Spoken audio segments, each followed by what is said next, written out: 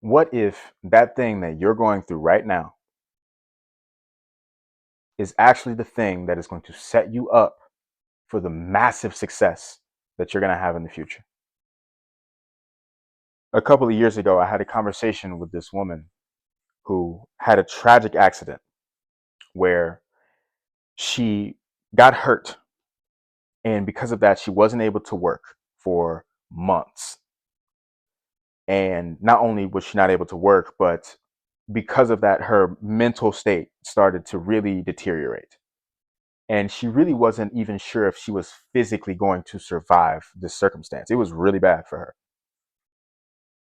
And she told me, she said, you know, that accident, the fact that that happened was the exact reason that I found my calling in life. She said that setback became a set up to bring her into her calling and her purpose in life. She became a nurse. And I thought that message was so powerful. And I was like, wow, this is very touching. And I I was like, I'm definitely gonna remember that forever. I'm gonna tell people that you said that.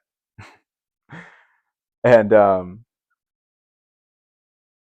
want you to think about that. I want you to think about that thing that you're going through right now. And I want you to think about where it is that you want to be. I want you to really internalize where it is that you want to be. What do you look like?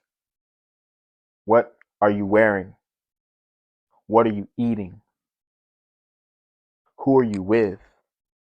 And most importantly, how do you feel? How do you feel when you get to where you want to go? You see, that exercise is not something that is woo woo.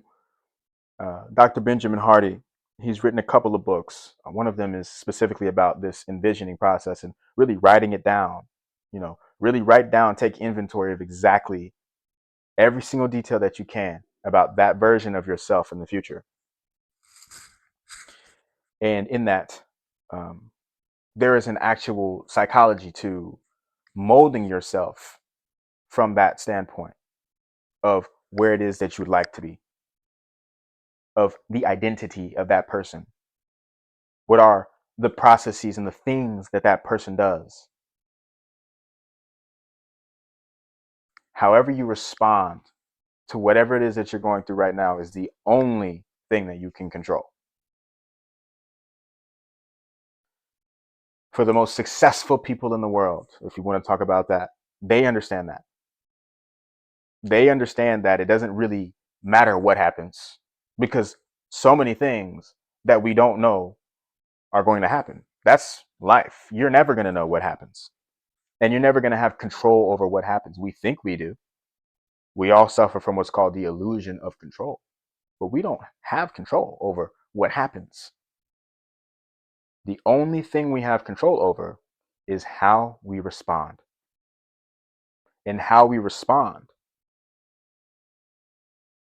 is actually the thing that matters. That's a beautiful thing to have control over because how you respond is what shapes the actual meaning of the thing that you've gone through. Right? So maybe right now you feel like, why is this happening to me? I must be cursed or I have bad luck. And if that's how you feel, then that's going to be your reality. I actually happened to gift a book to someone. I haven't read it yet. It's called The Man's Search for Meaning, a classic that I have not read. But from what I've heard, from what's been reported to me, a part of this book is about how the meaning of your life and the meaning of the circumstances that you go through are up to you. It's completely 100% in your hands to ascribe meaning to the events that take place. So whether you're, believe in God or you don't, or you believe in science or whatever, Whatever meaning you take away from the things that happen are the meaning that it actually has in your life. And that meaning that you ascribe to those things that happen will reflect the way that the rest of your life looks.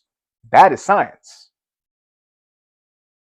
That is science. This concept of embodied cognition. How are you going to respond? Because you have control over this. Nobody can control this. The way that you respond will then shape your perception of the world in the way that you understand your place in it. That is psychologically proven. That is a psychological theory, rather. The research has been done.